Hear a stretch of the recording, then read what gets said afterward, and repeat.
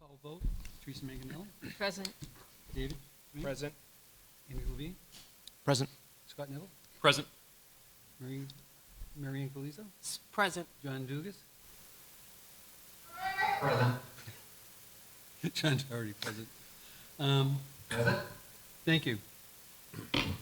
We're going to start out with the public hearing, and at the close of the public hearing, the Finance Committee will continue discussion and vote on the articles tonight. If you wish to speak during the public comment section of each of the articles, please be reasonable and respectful of everyone. You stay on topic, and make sure everyone gets a chance to talk. We're going to limit it to 4 minutes. After everyone's spoke, if you'd like to get up again, you can speak again.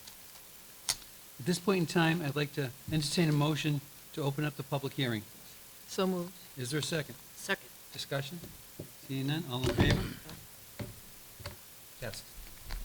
Mr. Hooper. Good evening. Start. Article 1. Can everybody hear me okay? All right. Up on the board, you'll see, in front of you, you should have a copy of the presentation that I prepared for tonight.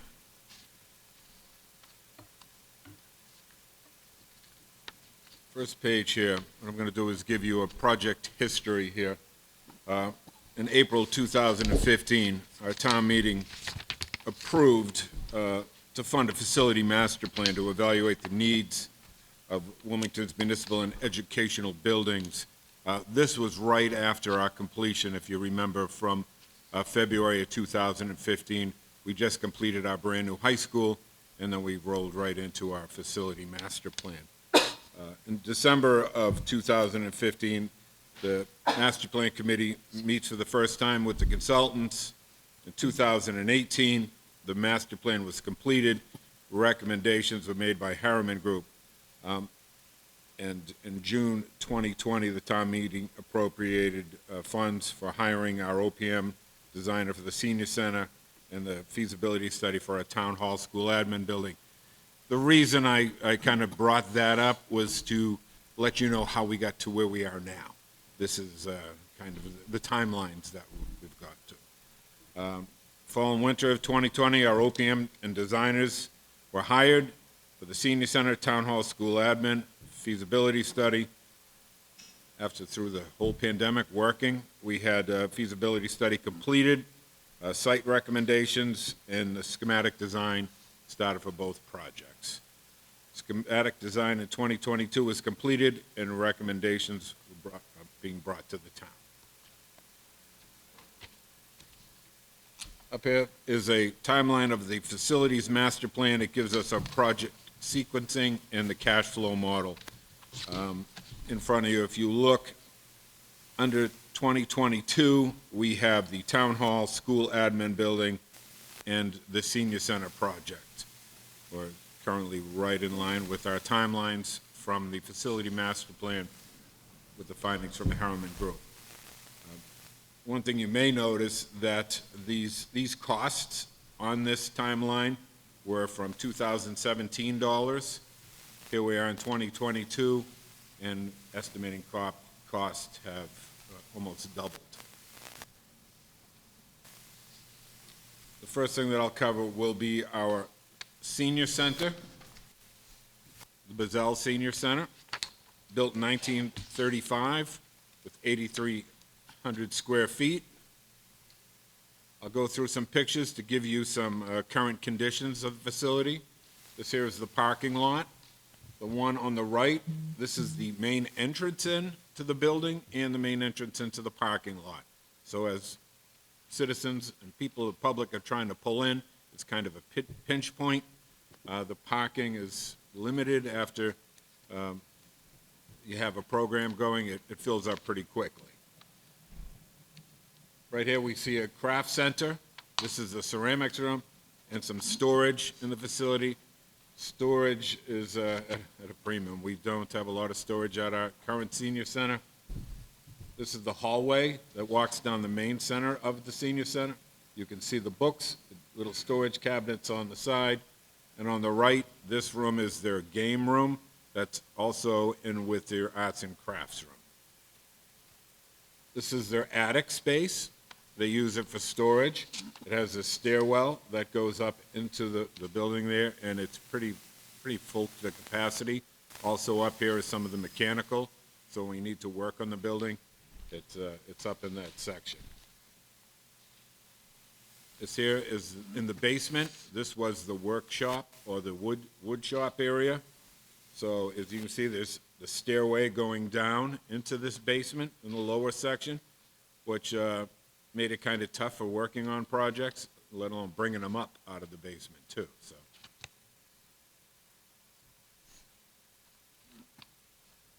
This is a picture of the boiler room down in the senior center. That is a replacement boiler. That's not that old. It's a steam system that's in this building. And on the right is also in the basement of the wood shop. They use it for storage of supplies also. So, as I said, the committee has met over 27 times. We produced videos regarding current building deficiencies. We hosted a couple of community information centers, one on March 1st and then one on June 8th in 2022. We produced a video for the members who were unable to attend that meeting, and you're able to see these on WCTV and our town's website. All right, this is the front of our new senior center, and I'm going to have Lee Morissette from Dietz & Company join me here at the table, and we'll go through this. Through that. Thank you very much, George. Thank you to the committee as well. What I want to do tonight is similar to what we did last time we talked, which is just walk through the process that got us to where we are currently. It was a process that involved some basic steps of gathering information and then synthesizing that information into a building design. This is very similar to what you'll also hear about the town hall and school admin building. But basically, it began with a survey of the existing uses within the existing Bizzell Center and the desired program expansions that would be required as part of the master plan to serve the community with a new senior center. These spaces were collected and then compared to comparable buildings throughout the region of a similar type and use so that we knew we were on target for the space uses as projected. They were broken up into 5 major categories for the building's use. An admin spaces, I should say, that would help organize the building, major activities, support spaces, outdoor spaces, and just a major entry sequence, which is the part in green. I'll pull your attention to the color coding because that is consistent throughout. You'll see that in both presentation of design. But the color coding leads to our next slide, which is a combination of a graphic program, meaning all of the spaces from the previous spreadsheet turned into proportional representative sizes, and then plan adjacencies are established from those blocks. So this is essentially a building block diagram. These spaces are then grouped. This was done through a collaboration between the design team and the owner and the building's user groups to establish which parts of the building wanted to be next to each other and which ones didn't want to be next to each other for maximizing efficiency and flexibility and also intent of use. So, for example, we'd want the commercial kitchen directly next to the dining room and so on. From this, we then did site test fits and building fits to come up with the next slide, which is a basic plan diagram. It's actually far more than a diagram. It's actually a building plan. And those spaces are represented with the same basic colors, a little bit more saturated here so you can see it on the screen, but the activities are in blue. The entry sequence is in green. The entry to the building is to the upper right-hand side. Circulation, otherwise known to the rest of us as hallways, connect the spaces with yellow, and the administration spaces in pink. And I guess that 5th category that I forgot earlier was support spaces. In this case, support spaces are janitorial, storage, building storage, and mechanical spaces, the parts and pieces that make the rest of the building work. So from that, we then explored the building in 3 dimensions together with the committee to develop a vocabulary of detailing on the outside of the building. In other words, what does it actually look like Does it have sloped roofs or flat roofs? Does it have overhangs? Do you see the rafters? Where's the porch? All that kind of stuff. And came up with these images, which are all in one color on purpose because they're really meant to talk about the shape of the building. And the various characteristics that are significant for this are the large overhangs to protect the building from the weather and also to create shade on the large windows. The demand for daylight and access to exterior views was noted during the design process, and these overhangs help protect those large windows without overheating the building, and also high windows to let light in high into the larger spaces. The upper image shows you the entry, which is kind of a little bit of a popped-up vestibule, so it allows a sense of knowing where to go to get into the building, and a large porch to shelter people as they wait for their ride or for friends to arrive. And then on the bottom is a trellis-like extension of that roof, which is facing the patio space directly across from the entry. So you go straight through the building and out the back to the patio space, which faces south, optimized for solar access and daylighting. Next slide. And then this is a more developed version of that exterior view of the entry. So in this view, you see that the building has some trim. You can see the rafter tails extending in that natural wood color, and you can also see a stone base. That field stone base then comes up around the main entry, and the entry is appearing a little glassier and a little bit more like a storefront entry, which is what it would be. So the majority of the siding on this building is lap siding, clapboards, but in this case would be a highly durable cementitious fiber cement board, which is hardy plank is a trade name for it. It's more durable than your standard wood siding and lasts longer. Along with the windows and the stone, we were all designing this in concert to be a long-lasting, durable, and minimal maintenance building, as requested by the owner.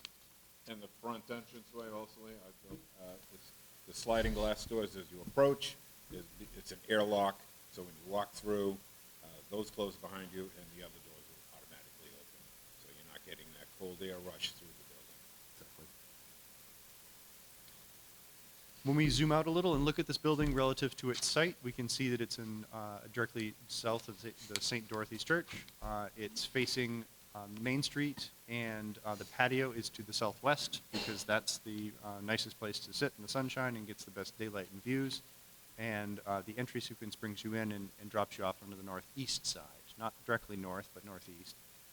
The pickleball courts are to the far upper right-hand corner at the opposite end of the parking area from the building, and that's on purpose, so that as people come to maybe play pickleball, they can park in one part of the parking lot and take advantage of available spots where someone might be coming for a meal and would want to park closer to the cafe area. Additionally, there's a lot of trees and plantings on the site to restore as much of the habitat and permeable area as possible to allow some of the rainwater to absorb and to manage that rainwater on site.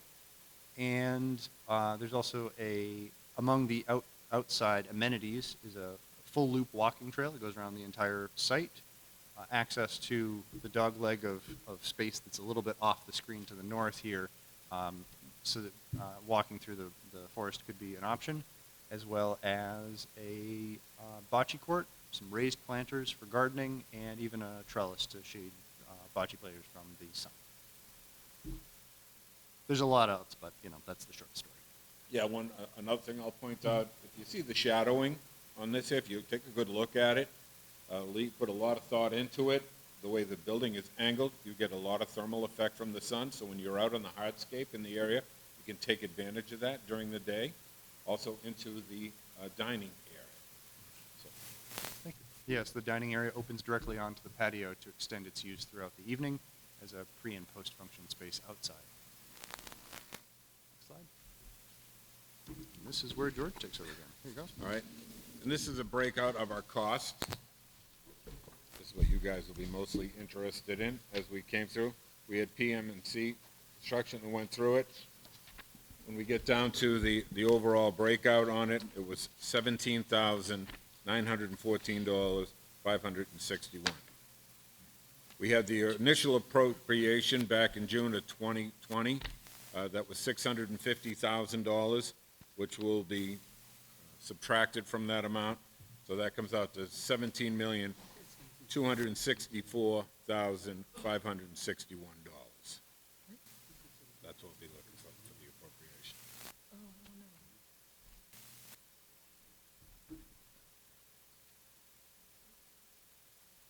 And I also threw in here, kind of like economic considerations. What if we really didn't do anything with it? These ones here address the Gazelle Senior Center current deficiencies. The building is at current capacity, as we stated. It's the parking lot, the restriction on programs. I know Terry does a great job over there, but trying to have certain programs working with other ones, as Lee had stated, some are noisier than others, so she has to program them accordingly.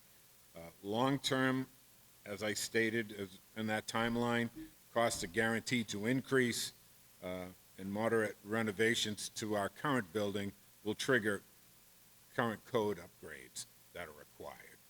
So, I'm moving forward. And I've been working close with our OPM to kind of figure out what that would really look like in the long term. So, but just alone on that timeline from the Harriman Group, we can see that those costs have doubled over time. So, next steps, public information session, which will be, we'll have two of them on November 2nd. One will be at the Senior Center at 2 o'clock, and the other one will be here at 6 o'clock in room 9, where the committee typically has its meeting. We'll be looking for the appropriation at our special town meeting on November 19th. After that gets approved, we'll go into design development, construction, and the bidding process. We'll receive our construction bids, we'll build our new senior center, and we'll move our elderly services into the new building.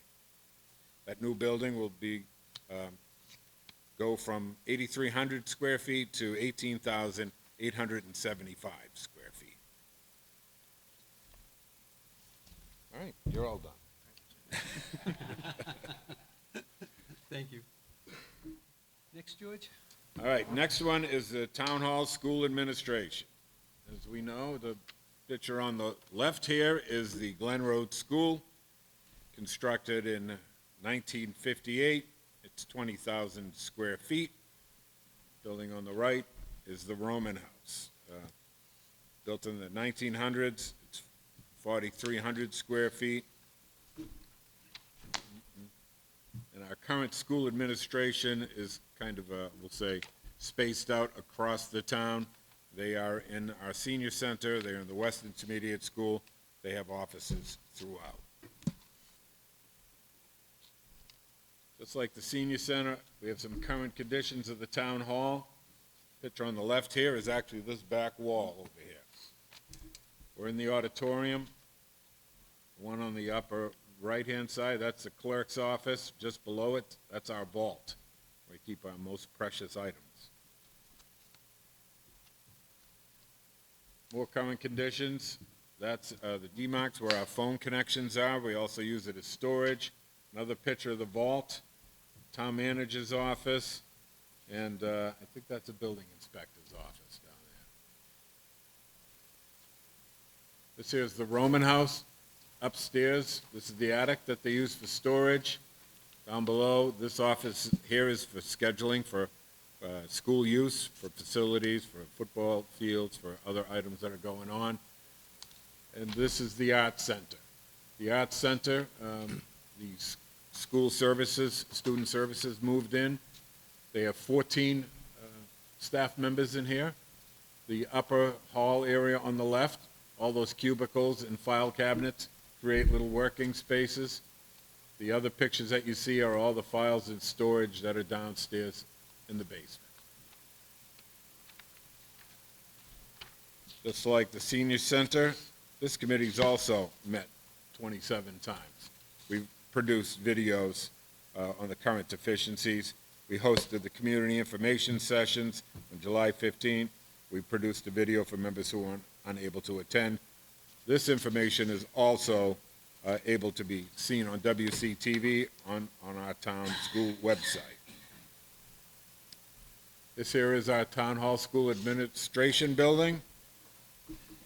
Phil O'Brien from Johnson Roberts is here, Thank you and very I'll let much. him go through it. Right, I think this may be the only rendering we have, and so we're going to work backwards a little bit on start on the exterior. This is the proposed rendering. You can see just on the left-hand side there, behind that tree, the Bozell is kind of peeking out, and so this building is situated on the back side of the existing parking lot, kind of built into the side of the hill, so that it's a three-story building on the right-hand side, and then there's a one-story meeting room section on the left-hand side. If it looks a little familiar, that's because it complements the high school from across the way. It's Right. tough to tell during this drawing, but So some of the ideas that went into the overall design of this building were to try to break down the overall scale of it. It's considerably larger than the Bozell, but we try to be a good neighbor. We understand there's residential properties across the street, which is one of the reasons we kept the lower one-story section on the left, closer to School Street. Some of the overall moves you can see, as George said, like the front porch, some of the articulation on the front of the building with those bays that stick out were inspired by the high school, which is across the common, and we have a bird's eye view. We can show you that. And then the roofing here is actually inspired by the residential buildings, what's actually happening at the high school with the slope roof screens they have up there, and the Bozell, actually. So we began the process for the school administration and town office is very similar to what they did at the senior programming. It's a two-pronged approach. We did this on this building as well, where we started with a matrix, where we built in the numbers of all the square footages that were required, and that is really fed and informed by our review of all the existing conditions, going into each of the departments and recording what they have there, counting up all the file cabinets that they have and all the people, and then talking to them and sending out surveys to find out what their future needs are for storage, what kinds of things they need to keep in their office versus which could go to long-term storage. Long-term storage in this building, as you can imagine, a lot of it is kind of tucked behind these temporary walls here, but they're out of space for that as well, and so it's kind of piling up in the offices. The programmatic requirements of each of the offices, each of the departments is really driven by the number of people that are designed to go in there, the furnishings they need, the equipment they need, and the storage needs they have, as well as the equipment and facilities they need to serve the public, counter spaces to roll out drawings in the building department and engineering, for example. And that's all those numbers are what drives the size of the building. And then we go back and we double check that two ways. Diagrammatically, by creating diagrammatic program diagrams and making sure that everything fits, and then comparing it, as Lee mentioned, for the senior center, to other cities and towns and what they've done, and making sure it's appropriate for the size community that you are and the needs that you have. We take those diagrams, break them up in terms of the uses, and so basically it's a three-story plan. You can see first floor, the ground floor is right in the center, and then the upper floor, the middle floor, and then the upper floor are shown on the right-hand side. Basically, the first two floors are town offices, and then third is where school administration is. We broke the town offices up by group, trying to make it easier and keep the departments close together, that work closely together, and also serve the public together. So if you were coming in for a building permit, for example, you could talk to building department, you could talk to the Board of Health, you could talk to conservation, all those folks would be on that same floor. So it makes it easier for folks to be able to utilize the building. On the left-hand side of the lower floor, you can see kind of in a pale purple blue, there's that one-story meeting room suite. And the rest of the building is closed off at night, blocks off the elevators, blocks off the stairs, the toilet rooms, the janitor's closet is still available, as well as the main lobby. So you can have meetings when the rest of the building is secured in the evening. I'd also like to point out on here, there's a spot for WCTV. They'll be able to, currently they can only do one meeting at a time, which is kind of tricky during programming, but they will be able to two meetings going on, one would be in the back area, which is the selectmen's, we'll say, meeting room, and then the public hearing room in the front. So they'll be able to cover all that. Yeah, they'll have their own control room rather than having to sit in the room with us. And if you've been to our high school, the control room right next to the large learning instructional room is very similar to it. So this is that bird's eye view I mentioned. Kind of upper center is the proposed building built into the side of the hill. You can see it sits just in front of the Bazell, which is at the rear portion of the site. The parking lot that sits in the center is pretty much the same size. It's a little bit larger than your existing parking lot, and it's been reorganized.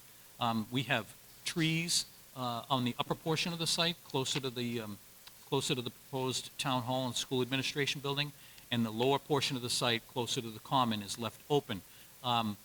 That's done for a couple of reasons. One of the most important ones is to kind of differentiate two different sides of the lot. We understand that lots of students park there for the school. We're assuming they're still going to do that. We try to make sure that we're being a good neighbor, and so the lot has enough parking for both the town hall, school administration building, and additional spaces for the school.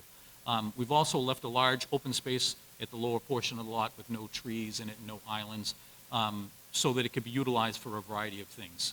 One of the things that we heard about, one of the larger things that happens there is your 4th of July celebration with carnival rides and so forth, and we want to make sure all that fits. And so we've left open a paved area there between the trees and in the front of just over an acre to be able to support that.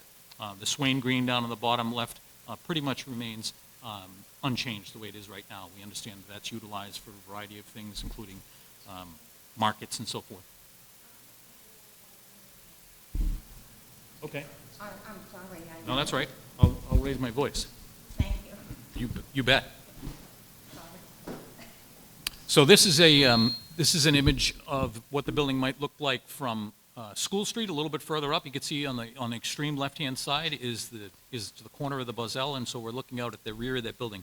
Because it's built into the side of the hill, the first floor, the lower floor, comes in directly from the parking lot down at the lower level, and then the entrance into the middle floor, the second floor, lines up with the grade at the back. So if you were to enter the building in the front, go up the stairs of the elevator to the second floor, you could get directly out. You could also get in that way if you parked at the rear.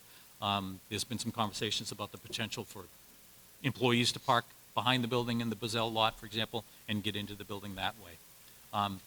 In the background, you could see the Roman house and the high school. Those are drawn in this model to scale, give you an idea about the size of the building is and what it looks like and what you'll see looking out across the common.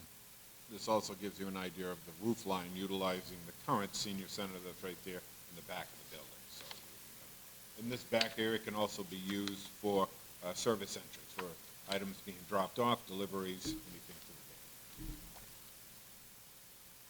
So here's the site plan. On the bottom left of the site plan, the Bazell is shown in kind of a pale brown, and then the proposed town hall school administration building sits in the center there. The entrances at the lower level, kind of down on the bottom right, and the upper level, pretty much in the center of the rear, are shown with a red arrow, and those come in down again at the lower level and then at the second floor. So the parking lot there is shown a little bit expanded from the way it is right now. Swain Green pretty much is the way it is right now. All the trees we're keeping there on the Swain Green. 4th of July building stays where it is, and then there's that large open space that you could set up for a carnival or for a farmer's market. There's a variety of different things that are used there. And with this current layout, there's 53 added parking spots. And what was needed for this size building for the town hall? 140 spaces is required there, and 160 additional spaces are available.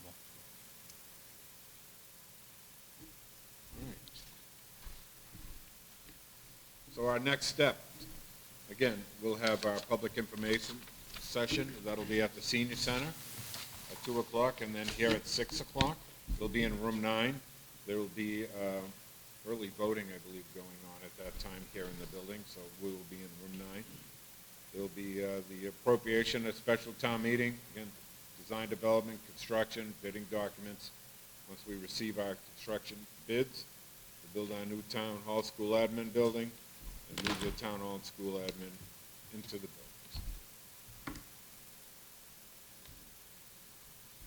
Next item on here is the costs. Breaks out to $37,835,766. Our initial appropriation was $955,000. So we subtract that from our construction appropriation, comes out to $36,880,766.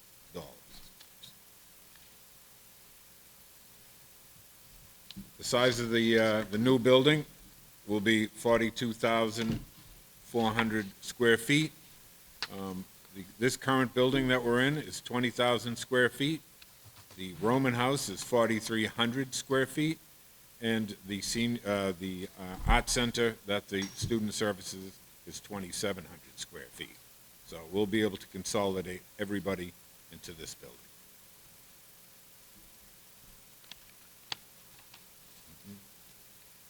Economic considerations. So current school admin building, the Roman House. We know they can't stay in the building any longer, and we have to do consolidation.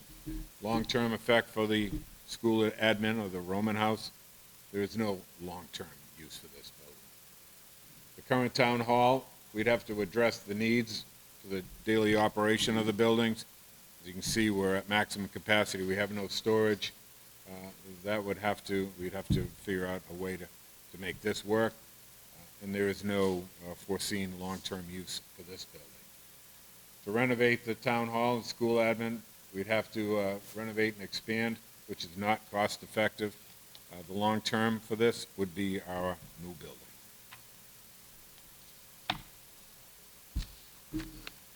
Upcoming dates, tonight, obviously, is we have our public hearing.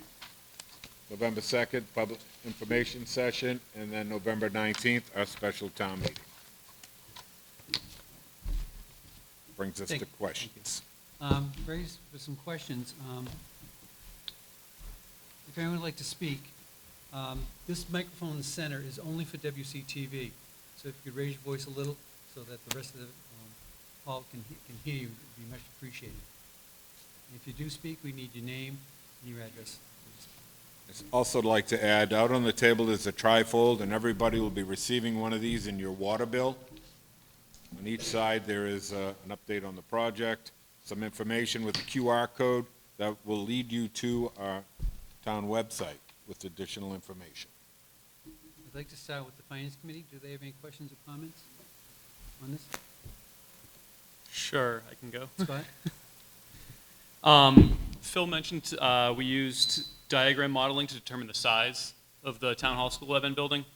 I noticed that it's the same size that the facilities master plan used in 2017, 2018. So did we talk to the departments to find out what kind of space they use, or did we just go based off of the modeling? Absolutely. We interviewed each one of the department heads. We went through and discussed it. Phil, if you want to, Phil's the one who did it, so. So we did go in and visit each of the departments. As I said, we counted up everything that they have in their departments right now. We talked to each of the department heads about what they see their future needs are in terms of staffing and in terms of storage and things that they need to do to speak to and work with the public. How often do they use a meeting room? How often do they step outside their space with a need to kind of fill papers out, look at documents, look at drawings? What do they need for storage? What do they need for electronics and equipment in order to be able to do that? And then each of those things is built into our numeric program, and they're all given a square footage number. They all take up a certain amount of floor space, and then all those things total up, and then they work backwards to give us a total. Then we draw them up diagrammatically, and we put all the furnishings in there and all the equipment in there, and we make sure it fits, and we use that as a double check. The other thing that we did is, in addition to the going through each of the departments and recording everything, we also sent out surveys to all the department heads and took all their responses back. All that information got fed in kind of bit by bit, and we worked back and forth with the building committee to make sure that all the information that we were getting all made sense. And then we compared the results back to industry standards, basically, what other cities and towns are doing basically per population. And those are the numbers that we come up with. I think because the number came up very similar to what ended up being recommended in the master plan by another consultant, just makes me think that we both kind of did the same process and we ended up with pretty much the same number. If more time had gone by, we may have ended up with a larger number for additional square footage, but they tried to build in some square footage to allow for the future. They allowed for 3 years between the end of when the master plan was delivered in 2018 and when they were suggesting when the first buildings were done, which is in 2022, where we are. And so I think that square footage was built in. I think they understood that. We have a little bit of additional space in the departments to allow for expansion as well. We're trying to make sure that you can get a building here that is going to last for 50 years to 100 years and is going to meet your needs during that time. Let's go. Hold on, Scott, you make that? Yeah. Go ahead. All right. How many employees is the building supposed to hold compared to how many we currently have or we're going to be putting in there? I know that's, a couple of years down the road if it's built, but what do the numbers look like there? Sure. I don't have the numbers in front of me right now, but the numerical increase is not dramatic in each of the departments. Right now, a lot of the departments have additional workspaces where they have part-time employees, and those folks might become full-time employees. Some of them have spaces where auditors come in and they sit and they may work there for a couple of weeks at a time. A space like that can be used for double duty. That's what they're doing with them now. It doesn't make sense to have a room that you set aside and you only use once a year when the auditors come in, right? So a lot of that stuff is kind of built in, and we're trying to make sure we're not overbuilding things, but we're also trying to make sure that we have enough space to allow for that growth.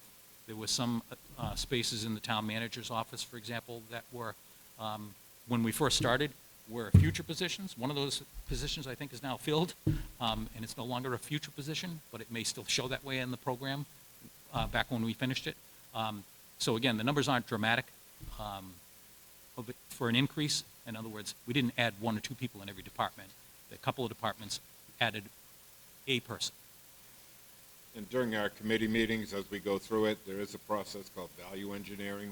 We kind of look at it, just because we were given this information, we kind of break it down and analyze it too as we go through, so we could see what the need is for that. Also, you explained the first 2 floors. The 3rd floor is going to be the school administration, so it's going to have a hefty increase in personnel there as well. Well, because it's a consolidation of the spaces that are at the Roman House and at the Art Center for the most part, but they also have space that they're using at the high school, and then they also have some space at the West Intermediate, where transportation is. All of those 4 different places are all going to be consolidated in this building. And then there's storage spaces in each of the departments for the files and the records that they need to serve the public on a regular basis, and then there's long-term storage that's built into the plan as well. Thank you. Anything else, Scott? The facilities master plan called for veteran services to move in with this new building. What was the determining factor to not bring them in? So I'll answer that one. In the facilities master plan, there were some items that were in there. That was also in the public buildings department. They were talking about the DPW, also some other groups that we had talked about putting them into, which would have increased the square footage of the building. Currently, our veteran services, after our interview process, we spoke to Lou over there, a veteran service agent, and he preferred to keep his facility the way it was, kind of liked his home. But again, as Phil had said, there's always room for expansion in this building, so we decided to currently keep it the way it was. In cases where we've done veteran services in Town Hall, one of the concerns always is privacy. And so I wasn't surprised to hear that Lou preferred it. Yeah, we looked at it at other spots too. If you go to other communities, you'll see the veteran services in with the senior center to help along there. So there was a lot of consideration in this process. Scott, anything else? We're talking about, so the combined space between town hall and what the school admin currently uses, it's, the space that for this new building is going to be a 33% growth. What are the townspeople going to see in improvements, or what programs are we going to gain from this additional space? How is an everyday person in Wilmington going to see this improve the town? Well, that's a good question, but I think the departments, when you go from department to department, and I think when you look at their ability to provide service, their ability to find things, I think is important. If you were looking for a record and it was buried behind one of these walls someplace, it's just difficult to find things. Providing service in each of these departments is just difficult to do. When you go into the building department, if I was to take in a full set of my drawings and lay them out, they would really need about the size of this table, free and clear. There isn't that much counter space in the department right now. And we're also looking at trying to create some additional space out in the hallways for places like that where you could lay something out so that more than one conversation could be had at the same time. If somebody needs to come in now and talk to the nurse, for example, or if the nurse is going to hold, if the health department is going to hold a vaccine clinic, it's out around the corner someplace else, and rather than built into their department. They don't have all the facilities they need to be able to do that. It's just going to be easier for folks to be able to accommodate the public and to take care of folks. Right now, we understand in the Treasurer and Tax Collector's offices are just overwhelmed when it comes time to, we're trying to plan to have, I think, 4 different stations where folks can come up and pay bills at the same time, just because they're overwhelmed right now with folks out into the hallway. It's the overall efficiency of our operations here in the building. If you've ever been here in the middle of August, we try to have a meeting, there's no air conditioning, climate control. Just take a look at this public hearing space we have right now. Our new facility will be able to utilize our new, and there may be opportunities to have voting there in one location. There's going to be lots of other opportunities that we haven't even mentioned yet at this point. But record retention, storage, we won't be hiding things behind it. So as soon as you walk in this school, I call it a school, a repurposed school, you'll notice that our new facility right away. It's going to be a centerpiece in the center of our community. So That's not to mention the accessibility improvements, for example. I mean, if you needed to meet somebody at the Roman House and you had a disability or a problem getting upstairs, you can't visit that building. That's pretty clear. You mentioned the boiler at the current senior center is not that old. Is that lost when we? well, that one was put in by the Public Buildings Department, and when I say not that old, I want to say it's probably 8 to 10 years ago that we put that in. The other one that was in there was kind of renovated from number 4 fuel, so it used to have an asbestos coating on it, so we had that all abated out, and we have the newer system in. So as you can see it in the picture, it did look antiquated, not as old as it looked. It's just an old steam boiler, so it will suffice in the building for now and until something's been completed. Teresa? Yes. Hi. George, could you please address the specific physical shortcomings of the current town hall? Specific shortcomings. So the efficiencies, I mean, of course, this building was built in 1958. I can go through the single pane windows, steel frame, there's no insulation, there's no heat retention on that. It's kind of like you have a heat pump pumping into this building and it's going right out the windows. There's no insulation. The current heating system that's here is a forced hot air system that my department keeps going, but there's no redundancy on it. We if something was to happen to the heat exchange or something in that, we were just one problem away from catastrophic failure, and we have no heat in this building. Again, the bathrooms have been renovated to a point, but a lot of, because of the door frames and stuff, you're not getting your 36-inch opening for some accessibility. We still have some floor tiles in here that are a VAT or vinyl asbestos floor tile. Space You can't really add on to this building. It's, if you've seen it, it's a round building with all pie-shaped offices, and it's floor-to-ceiling concrete to this tongue-and-groove ceiling that's up above. So you don't have any accessibilities to support new or improved infrastructure for technology. So everything you see is mounted on the walls because we can't get through it. Any work that we want to do to this building while it's occupied would have to be done, we'd either have to shut the building down, try to do some work after hours, and you know how that kind of goes through. We've done some improvements throughout to keep things going, obviously, but this building was repurposed back in 1984 when we moved out of the Art Center, which was a 2,700 square foot building, into this. So it was an improvement back then because we moved into a 20,000 square foot building. And I don't know, Jeff, you might be able to correct me, but I think the population of Wilmington was about 17,000 people back then.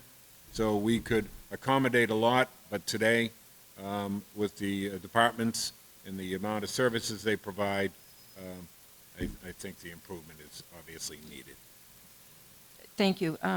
To follow up on that, how difficult would it be to get a dollar figure for all the improvements if you were able to physically make them? How difficult would it be to get a dollar number for what it would cost the community to keep this building running? Well, that's a good question. I've been having that conversation with our OPM. And I think I might, Dan, I'm going to reach out to you this time and call you on up. And we've had this discussion trying to put a dollar figure to it. We have seen the cost of almost as much as it's going to cost us for a new facility. But I will let our OPM discuss that. One of the problems we have with this building is that as soon as we touch this building, we trip the 30% rule. And the 30% rule requires us to bring the entire building up to today's code, including seismic, including energy efficiency, all the codes. And it's just a really difficult building type to do that. It can be done with a lot of millions of dollars. We're working on trying to identify that to the dollar. But as we went through the study, it was abundantly clear in the programmatic stage that trying to bring the Roman House or bring the Art Center or bringing the Glen Road School up to code it's just not possible in today's dollars and in today's codes. To Dan's point also, fire suppression. So if we do nothing in the building, it doesn't cost us a dime. You know, so, but we're not going to have any improvements. We're going to be in the same situation. And that leads me back to our Harriman report. So if we look at future dollars, here we are, 5 to 7 years later, it's almost doubled in cost. So we don't do anything, 5 to 7 years from now, it's not going to get any cheaper. It's going to keep progressing, and it's going to cost us more money. So that's kind of where we are with the building. So to follow up on that, if I understand correctly, most likely if you were to not start a project in here, the danger is that the furnace would go and would be a huge investment to get that running again. Would that trip 30%? No, I don't No? believe so. And when you say that, the current heating condition that was designed for the original intent for the building is through forced-hot air ducts in a crawl space underneath the building and a forced-hot air system. If that was to fail, we would have to quickly come up with something here. Unfortunately, in this section of the town, we do not have gas. It's oil-fired, so it makes it a little bit more, it makes it a little trickier. We'd have to look at either heat pumps or something along that line, and that would be in the millions of dollars. And heat pumps would require a lot of additional electrical capacity, which the feed to this building does not have. So those improvements would go. And then we would start to look at, depending on how it would have to be applied, depends on what type of work would need to be. And again, we start looking at the improvements of the building. So now you just put in a few $1 million in work. Now you did all that. Are you going to address the windows? Yeah, so now we have to do the windows. And again, you're going to add, I'm just going to say $1 million to that. Now you look at the assessed value. So as we go through. Mind you, we just did windows and we did heating, but we have not improved any of our spaces whatsoever. I have one last question. How does the consolidation of schools in one building impact their services to the community?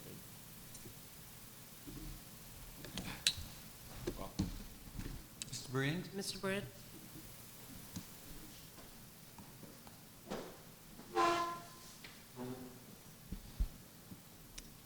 Good evening, everyone. Thank you for the question. Currently, the school administration of almost 30 people are spread over 4 locations. Those locations include the Roman House, the high school, the West, as well as the Art Center, former Art Center. First off, accessibility is an immense challenge for members of the community. The Roman House is simply inaccessible. It is not ADA compliant. And so as the central meeting house for new hires, as well as certainly from time to time members of the community, anyone with significant mobility issues simply can't enter the premises there. It's not possible. For some who can get up the initial flight of 4 or 5 stairs, that initial landing area, if you will, if you've ever been in the Roman House, is very, very limited. It's very small. And the only common meeting room that we have in that facility is on the 2nd floor through a fairly significant height of stairs. So accessibility is certainly a main problem, and I think that's as one of the primary front-facing buildings, or offices rather, to the community, that's certainly impactful. Being split over those 4 locations, and in particularly the 2, the Art Center where the Office of Student Support Services sits, as well as the Roman House. Arguably, those 2 offices are those which would have the most foot traffic from members of the community. And while it's not necessarily the case that somebody may need to go to the 2 different locations, it might not be uncommon, depending on the circumstance. So, about a half mile or thereabouts down the road, it's another stop, I would say, a suggestion inconvenience. So, having the consolidation of everyone in one facility from the standpoint of the public, those are certainly the ones that come to mind. I could go on at length, but you probably don't want me to in terms of what that would mean for staff. Many of the challenges that Mr. Hooper pointed out certainly are significant, but that's not specifically your question. Thank you. Sure. Marianne? Your student support services are in the Art Center. And by the pictures that were supplied, it looks like privacy is a big issue in that area, since the cabinets act as walls. That's right. Does your staff over there have trouble with that at this point? Thank you for the question. It is a challenge. The square footage approximately, I was just doing the calculation here for the minute, 2,700 or thereabouts. It's about 190 square feet per person, but that's not exact working space, so it would be even smaller. The amount of conferences that a large number of the individuals in that facility are team chair or directly involved in student support services, and they are having meetings, virtual as well, certainly with members of the community, parent guardians or the like. Having that conversation just recently with the director there, it's a challenge. It's something that they're working around, doing the best that they can with, but it would be fair to say that privacy and confidentiality is, within those tight confines, is a challenge for sure. Thank you. Mr. Dugas, do you have a question or comment?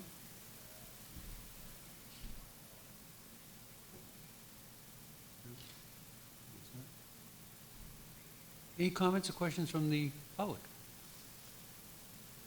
Mr. Hull, first. I was just going to add a couple of points. Questions were raised earlier about some of the issues with the town hall. So certainly, in addition to the points that were made, and similar to the Roman House, there's the issue of having confidential conversations here as well. As you know, most of the offices have partitions that are only partial to the ceiling, and anyone, whether it's in the assessor's office who may be having a conversation with counsel about an abatement case, that conversation essentially goes out into the main office, whether the person who may be the very individual contesting their taxes, that's not a conversation that can be had confidentially.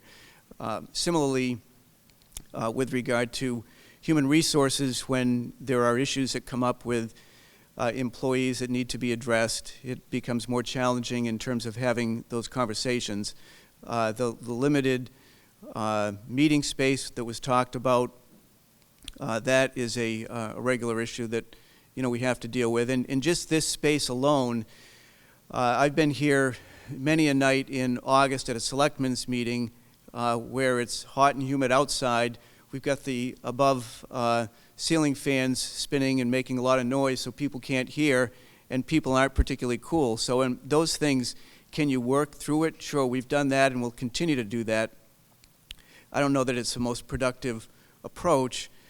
I think the other point to be considered is that both this building and the Roman House are just not efficient. So I can speak specifically to this building because I've heard the comments over the years, but we'll have in any given office in February, for example, some folks, they'll have their windows open because it's just too hot. You get to a point if you're sitting at a desk and it's hot, you get a little lethargic. So you open the window to try to get some balance.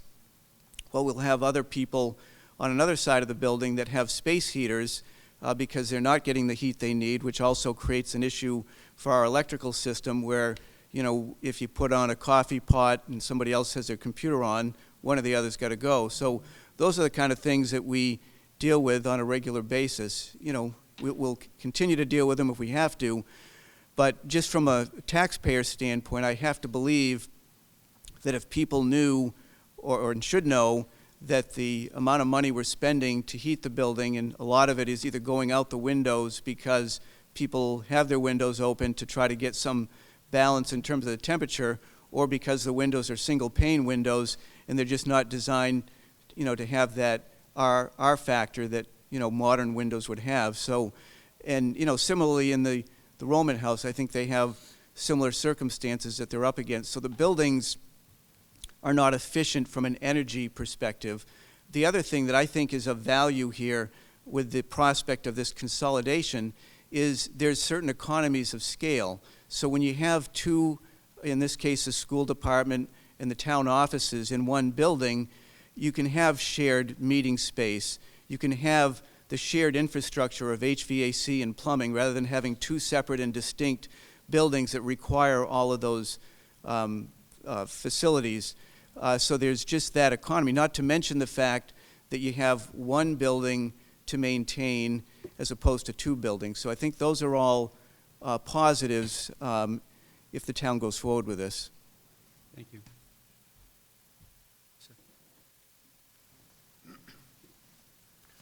George Lingenfelter, 11 Concord Street.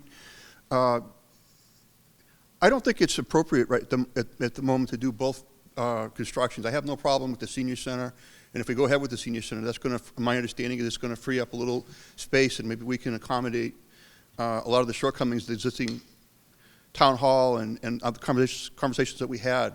But I did have a question. I don't recall exactly if I received some kind of a mailing at home, if it was the town topics meeting or what, but the finance is my understanding, and this is kind of a question, for the town hall and the office building is going to be it's going to be a transfer of existing funds, and it's going to be rolled into the tax levy. Is that correct? Actually, that's going to be the next warrant article. Okay? So we're only talking about, so that's a different conversation? Yes, this is just the proposal for both projects, okay? Article 2 is for the financing of the senior center, and Article 3 will be for the financing of the town hall school administration building. So I think most of my questions are probably applicable to that and not to this. Yes, you're absolutely right.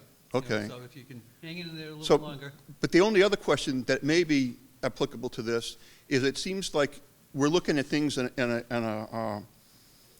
at a bigger picture. I know there was a study done, and I haven't been involved, and we've gone through being shut down and locked out, and I don't really have a lot of technology at home. I don't want to pay for cable and everything, so I've been pretty isolated out of things for a long time.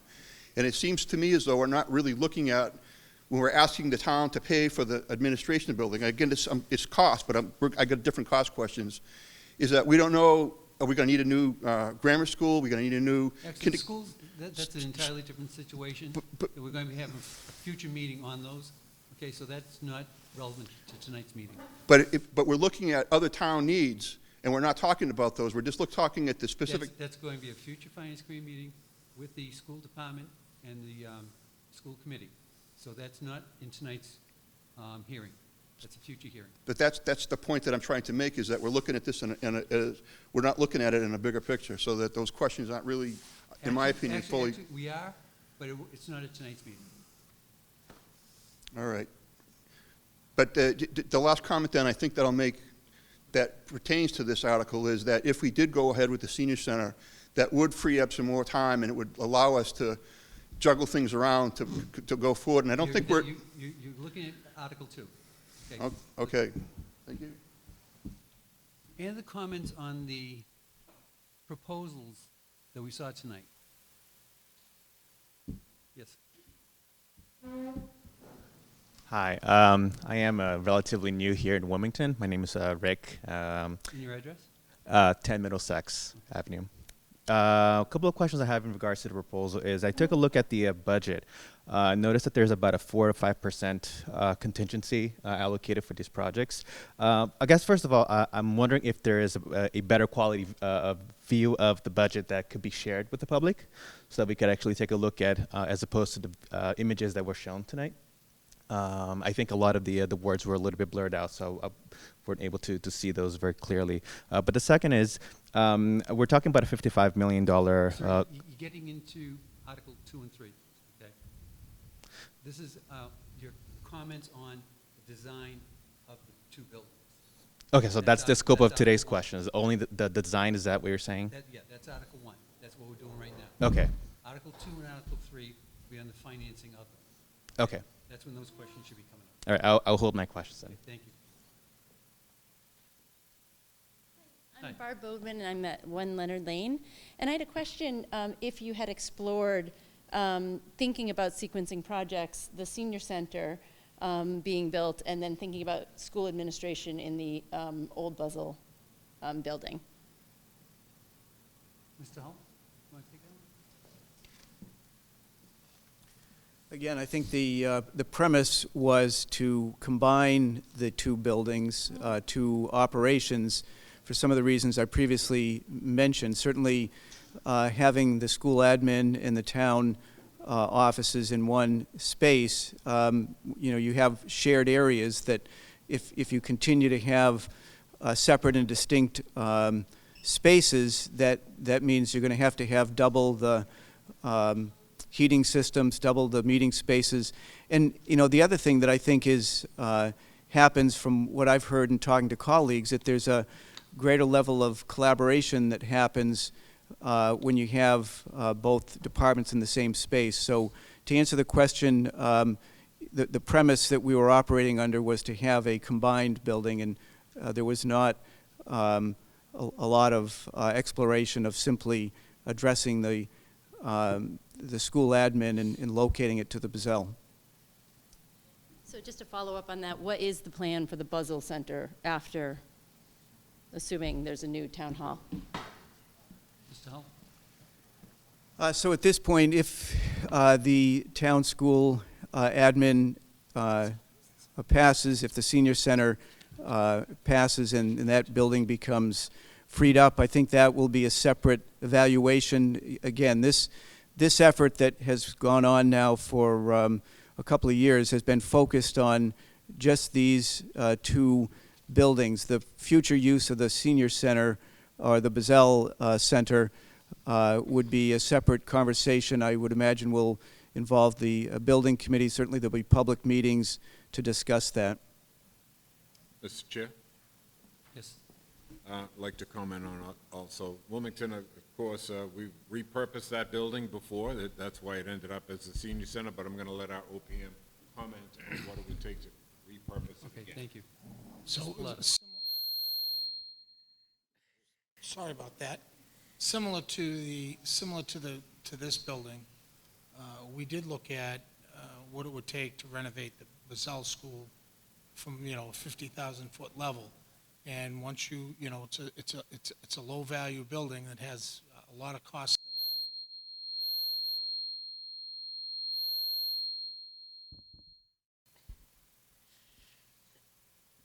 It's not me.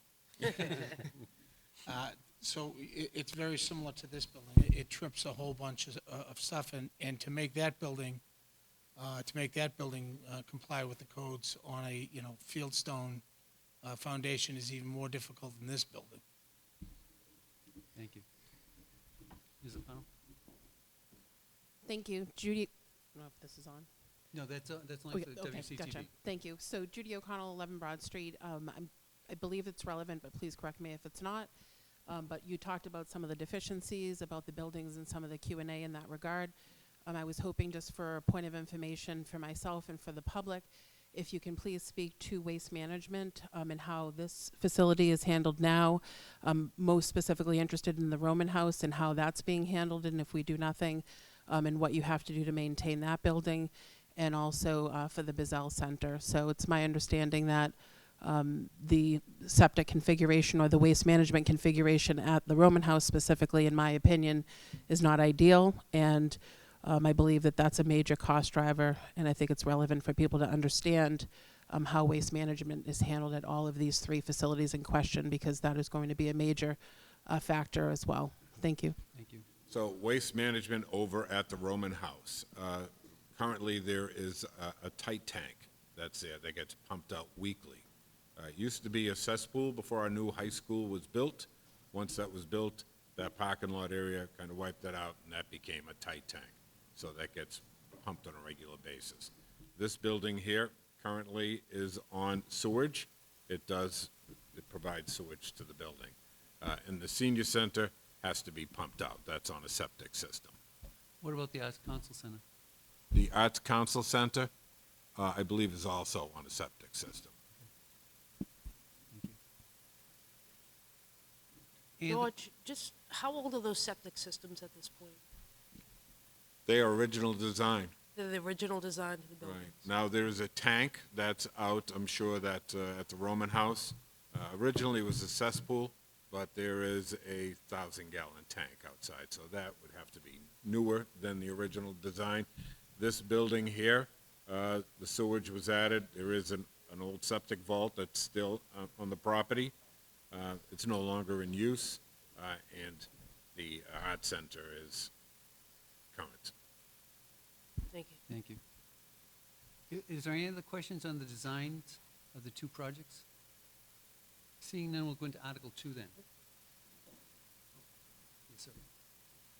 So I'm not sure this is addressed previously, but the new school administrative building, how soon have we modeled the rate of growth of the staff so that we could have confidence that they wouldn't have to be take over the other administrative functions of that building? Phil or Dan? Or? Phil?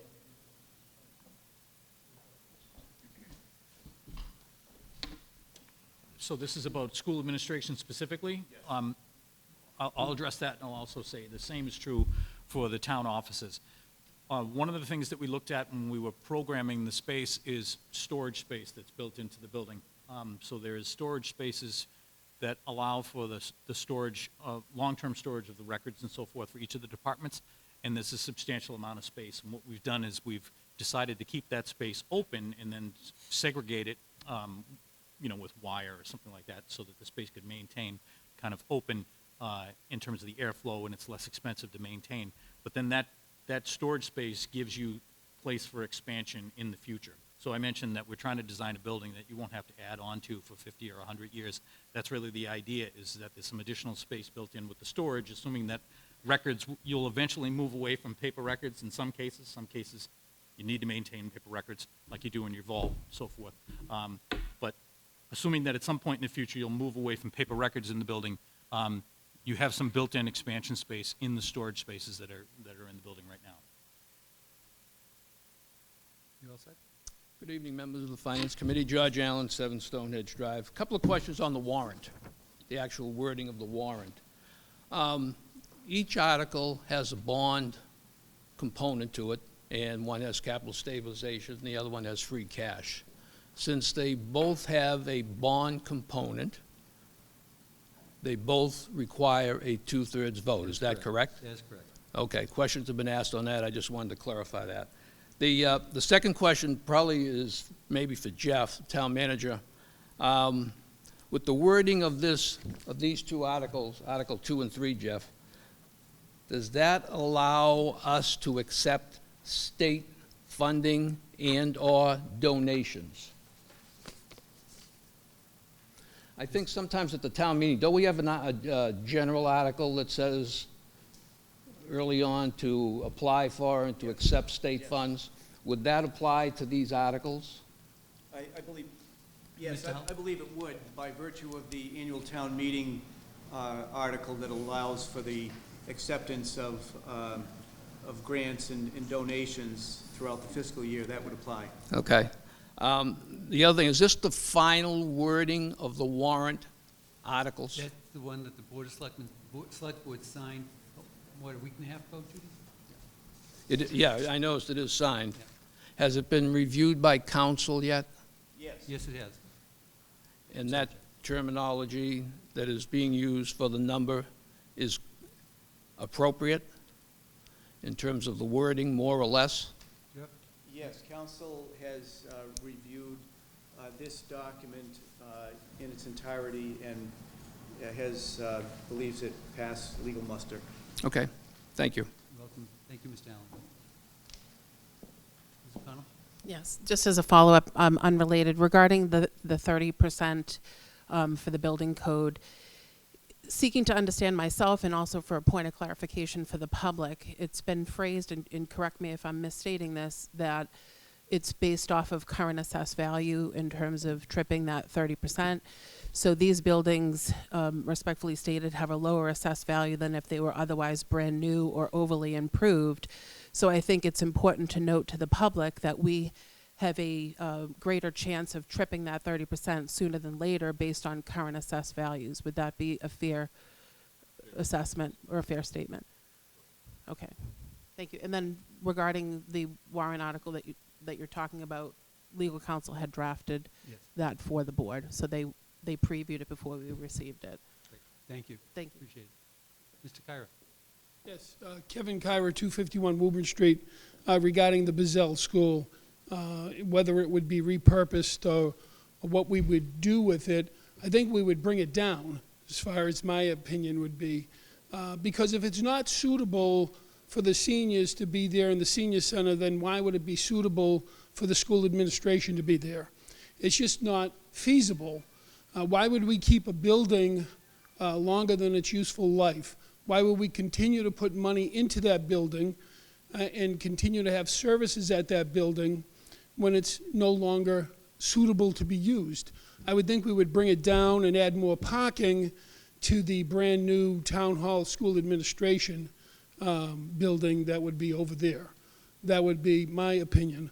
I do know that at our Selectmen's meeting, we had the Historical Commission come in and give a great presentation on why we should keep this building because of its history and how it came to be and who it was named after. They came to one of our meetings as well. It was more on the name than the building itself. Right, right. So, you know, we've had historical buildings that have gone,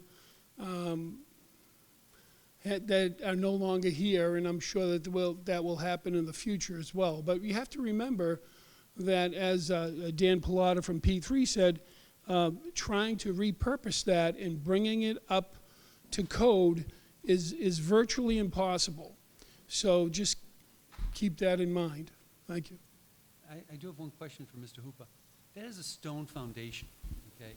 What condition is the foundation in? Is It is a fieldstone foundation with a crawl space underneath the building. Currently, the fieldstone foundation is in good condition, but as far as seismic activity or anything that our current codes require, that would be impossible to accomplish with that. Correct, Dan? Okay, thank you. Any other comments or questions on the design process? Seeing none, I'd like to go on to Article 2. Article 2. To see if the town will vote to appropriate the sum of $17,264,561, more or less, to be expended under the direction of the town manager in consultation with the Senior Center Building Committee for the purpose of constructing, originally equipping, and furnishing a new senior center, including site preparation and design costs, and all costs related, incidental, related thereto, and the funding for the appropriation be anticipated as follows. Transfer from the Capital Stabilization Fund, $6 million. Borrow, $11,246,561. That's the article. Mr. Hull, any comment? So with respect to both of these projects, but specifically this project, the idea here, as was noted previously, in each instance there will be proposed borrowing, and by virtue of that, each article requires a 2/3 vote.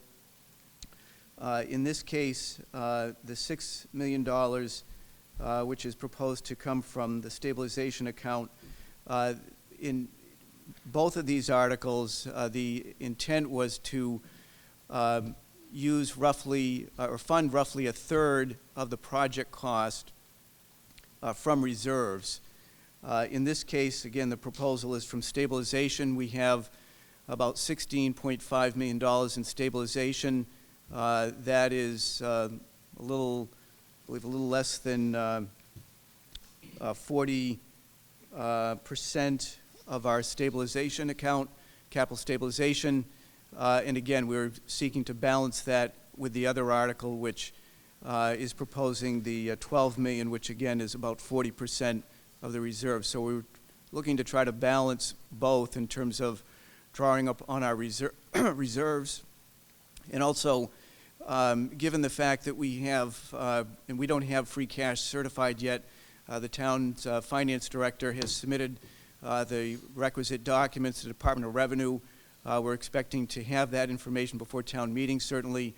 But the premise here is that we would be able to tap into that reserve and, as a consequence, not have to impact the taxes for folks. The debt service, on the other hand, will increase. As you know, the primary debt service right now is funding the high school. That debt service is gradually declining. That would be offset by borrowing associated with this article and the next article. Right, but however, the high school debt service was the override, where this debt service and these two articles will not be an override. That's right. This will not be a a debt exclusion or So these two articles have no effect on the tax rate. That's right. Okay, thank you. Anyone else have any comments or questions on the funding of it?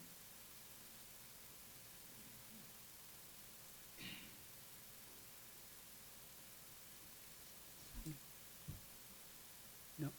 No? Yes? Just this project? Just, Yes, sir. Please let me know if this is not about this project.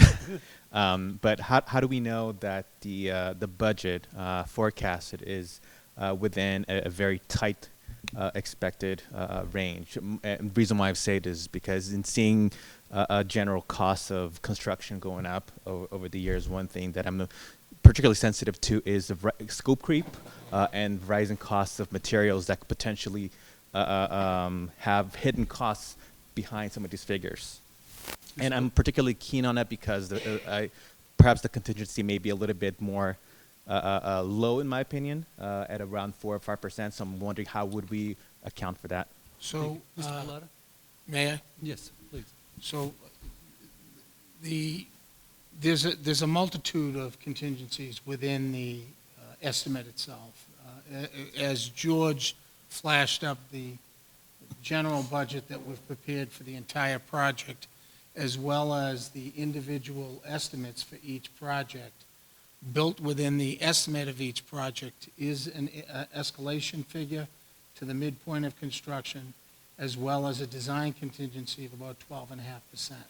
So the design, as the design gets developed, that design contingency gets chewed up with further estimates.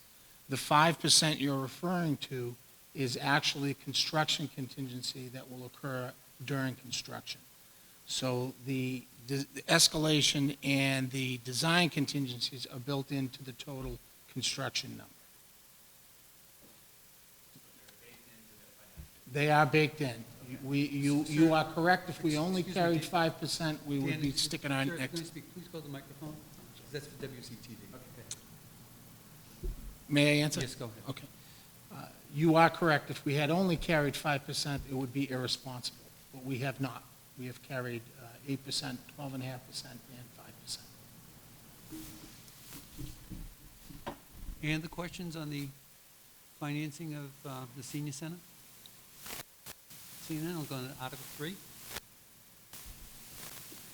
Article 3, to see if the town will vote to appropriate the sum of $766, more or less, to be expended under the direction of the town manager in consultation with the Town Hall School Administration Building Committee for the purpose of constructing, originally equipping, and furnishing a new Town Hall School Administration Building, including site preparation and design costs, and all costs incidental and related thereto, with funding for said appropriation anticipated as follows: $12 million transferred from free cash and $24,880,766 from borrowing. Any comments or questions? Sir? George Lingenfelter, 11 Concord Street. I guess we're at the point where most of my questions from before were at. And as everybody I'm sure was aware, we're in pretty unprecedented economic times right now with the huge inflation going on. And I'm not going to get into the politics of it, but I disagree with how we got here strenuously. I don't think it's reasonable at this time to spend down our free cash as much. I think we're in for a real rocky ride in the next couple of years. Once the Strategic Petroleum Reserve is completely depleted, which we're working quickly to get there, the price of oil is going to skyrocket, the natural gas is going to go up, electricity is going to go up. I would like to see these two projects staggered, not at the same time. And I think there's some other people in town that feel the same way. I can't really speak to the construction of the thing and the need for it. I'm not getting there. I don't think it's appropriate to do both of them at the same time without looking at the bigger picture of what other things are going to go on. I know that the prime interest rates are going to be climbing up to like 8% very soon, again, related to this huge inflation. I think it's financially irresponsible to expend our free cash at this time on this project. I think we're going to need that to pay our electric and oil bills right now, to be honest with you. I can go ahead and support the senior center under the current financial conditions, but because I'm definitely afraid of what we're going to hit, we may very well have worse economic conditions in a year or two coming now than even people are predicting now. I think we should hold on to our free cash right now. That's my biggest problem with financing the town hall and the administration building. Like I said, I think that you can repurpose, not to repurpose so that it's redesigned, but just keep putting Band-Aids on things for a while, and until we understand where we're at with the new schools and possibly the North Wilmington substation and all the other problems going on. Thank you for your comment, but I just respectfully disagree with you, because if we hold off, and you're right, the cost will be going up in the future. So this $37 million might be $47 million in a few years. Yeah, but what other things we're going to have to buy? And what happens if there's a huge increase as I said, in oil and electricity, natural gas, and then we're going to have to cover, are we going to come back at town meeting and look for additional money to pay for that if we've expended all of our free cash on these two projects? No, we have a great town administration, but thank you. I don't think we should spend our free cash right now. Yeah, Teresa? Yes, so I'd just like to speak to where we would be free cash-wise once we fund these two projects. Free cash would be down to roughly $20 million, and the balance in capital stabilization would be about $10 million. So even after we took out $6 million and $12 million, we would still have $30 million in cash to hopefully offset anything that would come down the road, and also so that we can be prepared with seed money for future projects. Thank you. Also, that is free cash from the last certification, and from the one that's coming up before the special town meeting. Mr. Hull? That, one of the things that Brian Perry, the finance director, and I have been very focused on maintaining here, even with these projects, is our policy that we maintain at least 15% of our operating budget as reserves. And this is something, as I've mentioned in other settings, that Standard & Poor's, the rating agency that we use, looks at. So, that 15% equates to roughly a little over $18 million, 18.8 actually. So even with these projects, and I certainly appreciate the prior speaker's concerns, I've seen what has happened in prior economic downturns and how our free cash has been substantially depleted. So I'm clearly mindful of that, and quite frankly, it's just the nature of the economy that it's cyclical. So there will be, upswings and downswings, and this clearly looks like we could be bracing for a downswing. The question is how severe. And the comments on Article 3? Yes, ma'am. So I want to first thank the work that's gone into all the planning, because Your name and address? oh, sorry, I'm Barb Bodwin from One Leonard Lane. Thank you. So I know, the planning that's gone on and the work that's gone on, and, even in the facilities master plan. So I appreciate sort of the planning arm of this. I do have to say, there's no question that Wilmington has an enormous amount of need. It's everywhere we look. It's in every building we're walking into these days. And so, how we kind of think about this does depend on sort of the larger strategy of financing across the town. So we have projects that have almost doubled, and so I'm curious about how we think about the facilities master plan and some of the projects that are coming after this point. We have the dollar that we saved, right, in our reserves, is no longer has the same value that it did in the past. Interest rates are going up. So the borrowing that we have will be more expensive as we go forward. So I think we all have to agree that our capacity to support the projects that we have put in the facilities master plan has gone down. This approach that we take with asking residents to vote on one project at a time does not give the context for us that we need in order to make a wise decision for the town. I'm very curious about, the master plan is wonderful, but what I'm asking is to see the economic model that supports it, the business model, the financial planning, all the inputs that are happening at the town. I'm sure it exists, right? We know the tax revenue. We can project it based on real estate. We know that there's downturns. We can sort of do contingency planning. How do we think about the debt that we're taking on for these two projects, and how does that build in, and what does that mean for our capacity to do the projects that we know that are behind this one? To suggest that schools is a dirty word and cannot be brought into any of these conversations is really not how you do effective long-term strategy for a town. With all due respect, I appreciate how vulnerable this building is, because we've already seen it in Wildwood. Right? We're already past that point. And so my question, I get... We're going off track. I'm gonna... Article 3, the funding of this Town Hall School Administration Building. Okay? And so my questions are around whether we can afford to take out money from our, The town administration, Mr. Hull and Mr. Perry, have done some calculations, okay? And that's how we got to these figures tonight, okay? They've done their duty. They've done their due diligence, okay? and I guess maybe we can speak to the long-term strategy so that I can understand how this dovetails, their due diligence dovetails with that longer-term strategy for what's to come. Jeff? Or maybe the question is there a multi-year financial plan that accompanies the facilities The plan? town has always had, for quite a few years now, a 5-year capital plan, okay? But that's not It's within the town budget that comes up at the annual town meeting. Yeah, and I understand, but a capital budget is not the same thing as a financial plan that accompanies a capital plan, right? How we're actually going to build it into the operating budget, what pieces come in from debt service, what pieces we're thinking about from an income perspective, you know, what is our borrowing capacity when we look at these future projects. When we think about future projects, these are double.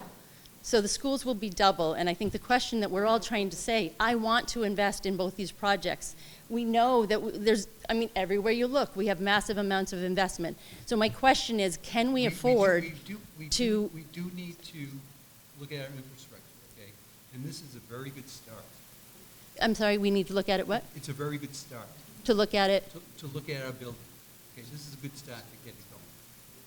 You have to look at it that way. No, I don't have the information that I need to suggest that we should borrow this. What I'm hearing is that we will end up with $10 million in our capital stabilization fund after we think about the reserve that we keep. And $20 right? million in the No, free cash. that is No. No. There's two of them. There's There's two accounts. There's two amounts.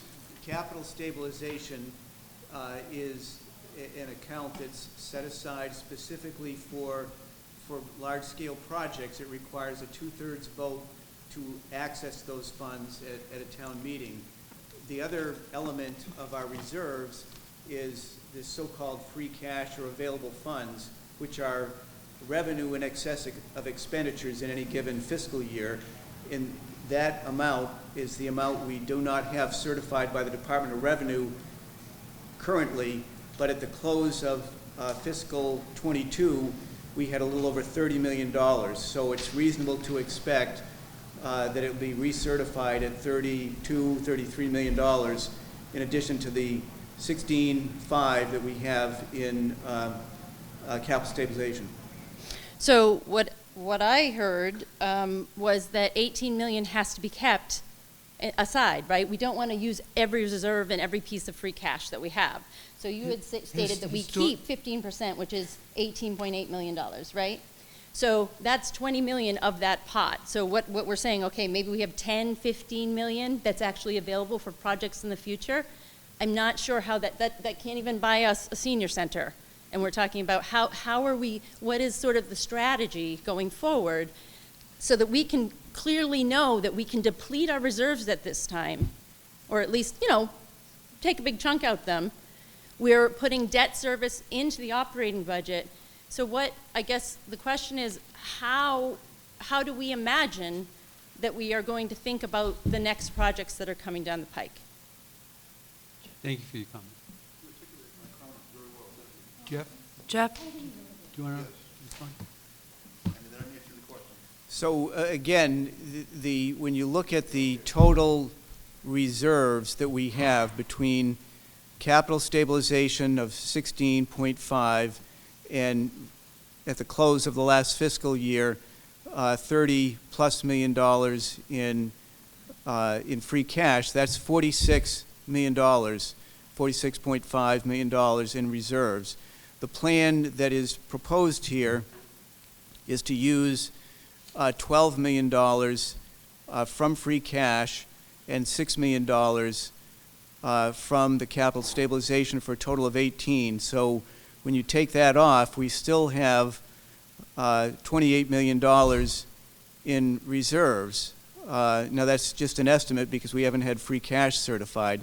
In terms of going forward, clearly one of the projects that's on the docket that is taking a tremendous amount of attention for a lot of us in this room is the dealing with the Wildwood School.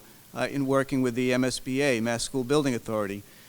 The expectation is that staying the course with the MSBA will likely get a reimbursement from them somewhere in the neighborhood of 30%, give or take, but that will be an offset to that project. In terms of my expectation, and I don't want to get too far afield of the issue here, but to speak to the issue of longer-term planning, I fully expect that when that project comes up, as was the case with the high school, that the town will likely need to have a debt exclusion. Now, that's not cast in stone, and certainly the Board of Selectmen, the Finance Committee, and others will have to weigh in on that when that gets closer.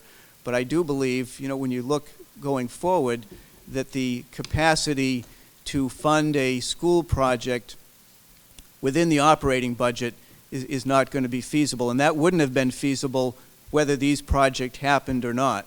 In either event, when you're talking about a new school that could be $50, $60, $80 million, who knows at this point, but that's not something that any community, or I don't think most communities, can fund within their operating budget. So we are thinking down the line on these projects, and we're mindful in terms of our debt.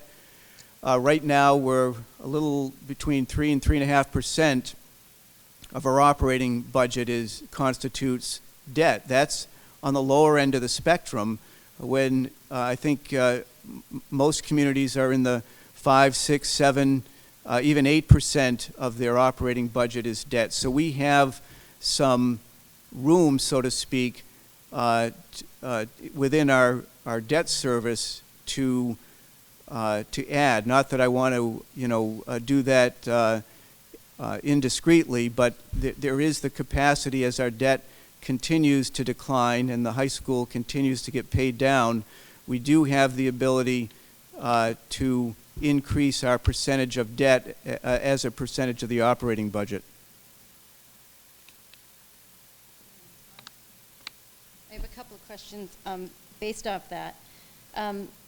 One is, I think probably other towns have a higher debt percentage because they've taken opportunity when debt rates were so low. We have not invested or borrowed during that time, and now we find ourselves at a moment where we have a massive amount of investment needed.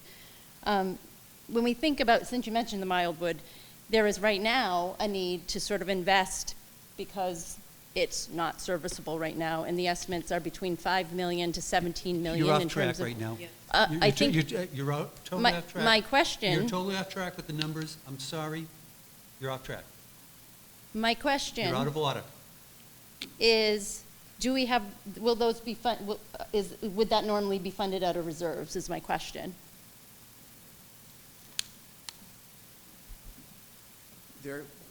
To be clear, there has not been any specific decision about the Wildwood in terms of what the plan is there. Our consultant, Doran Whittier, has presented several different options in terms of addressing that, and the range of costs are from $5.37 million up to about $17, $18 million.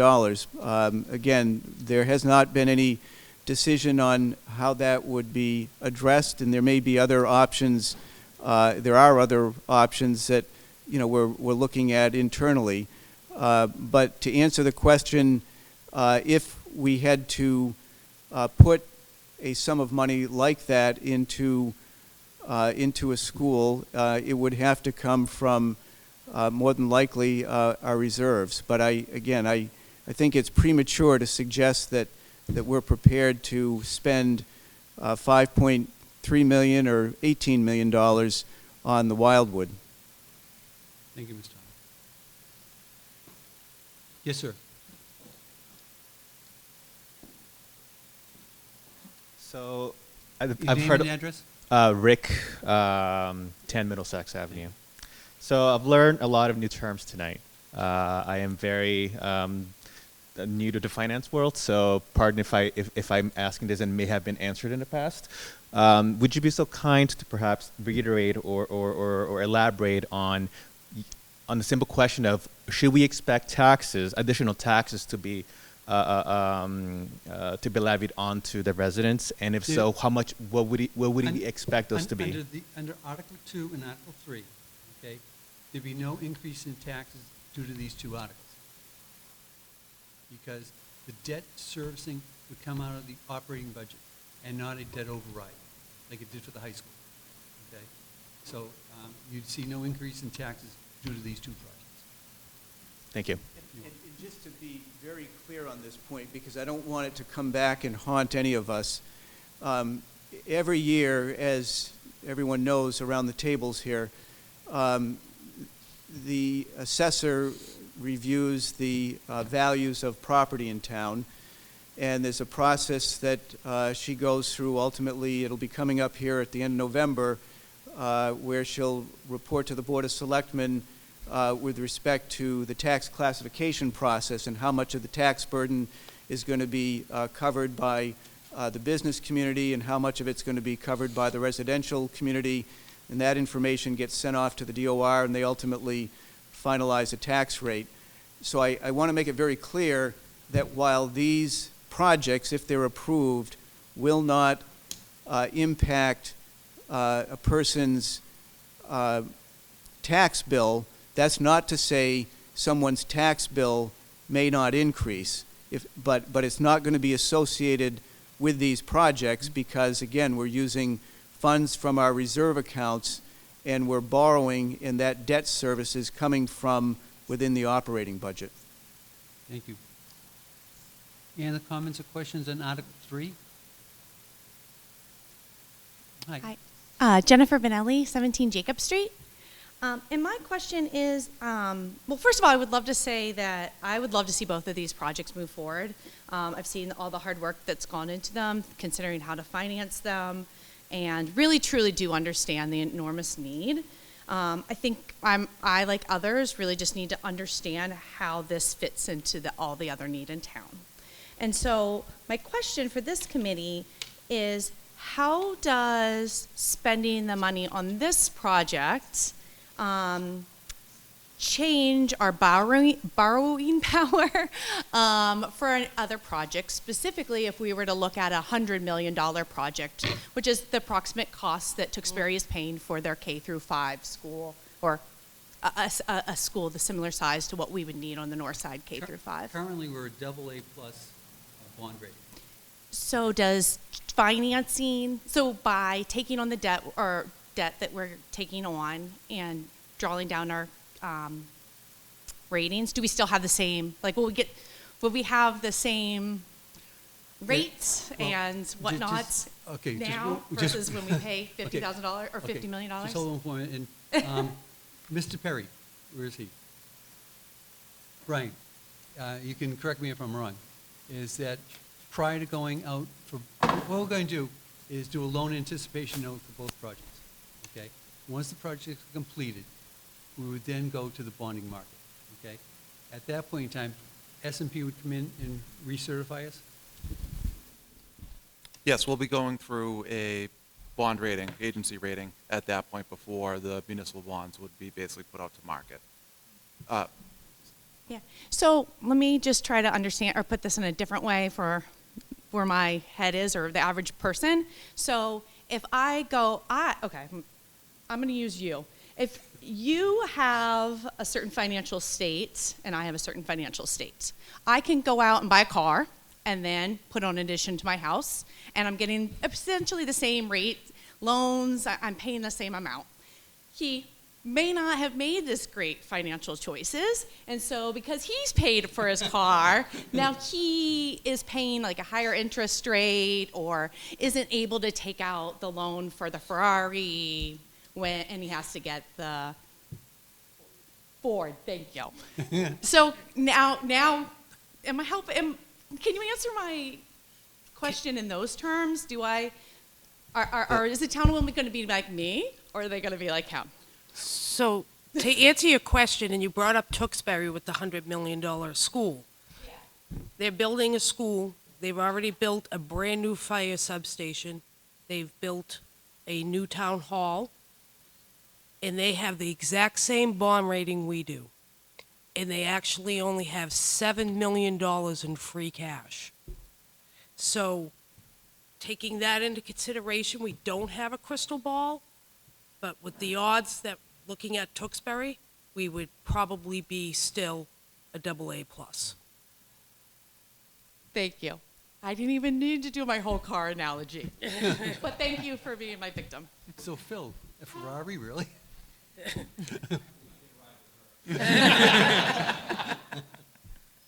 Any other questions or comments on Article 3?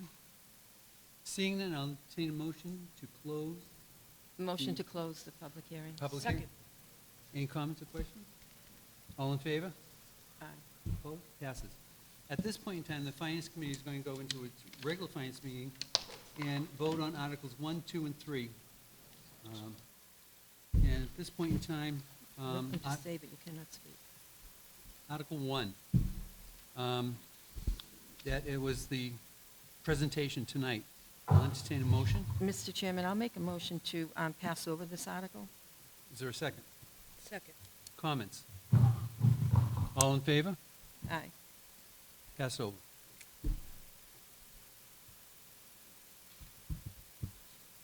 Article 2 is for the senior center. You're looking at $17,264,561 for the construction and design and furnishing of a senior center. I'll entertain a motion. So moved, as written, Article 2. Is there a second? Second. Discussion. Seeing no discussion, all in favor? Aye. Opposed? Passes. Do you want Article to ask 3. John? Jen's getting it, John. I'm sorry. Thank you, Aye. John. Article 3, that's for the town hall, and that is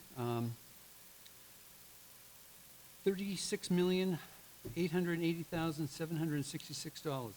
I'll entertain a motion. Motion to accept the article as written. Is there a second? Second. Discussion.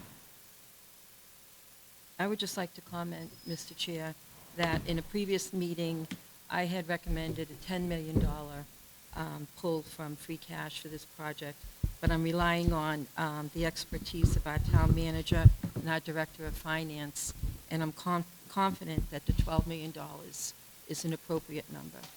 Thank you. Any other comments or questions? All in favor? Aye. Opposed?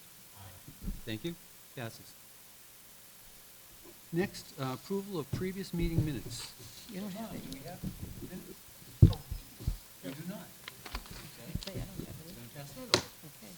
I don't believe we have any new business. Important dates to remember. November 19th is a special town meeting. October 26th is the subcommittee of the school committee for the finance and budgeting of their. I want to thank the members and everyone that came out tonight. And I'll entertain a motion to adjourn. So moved. Is there a second? Second. All in favor? Aye. Meeting is adjourned.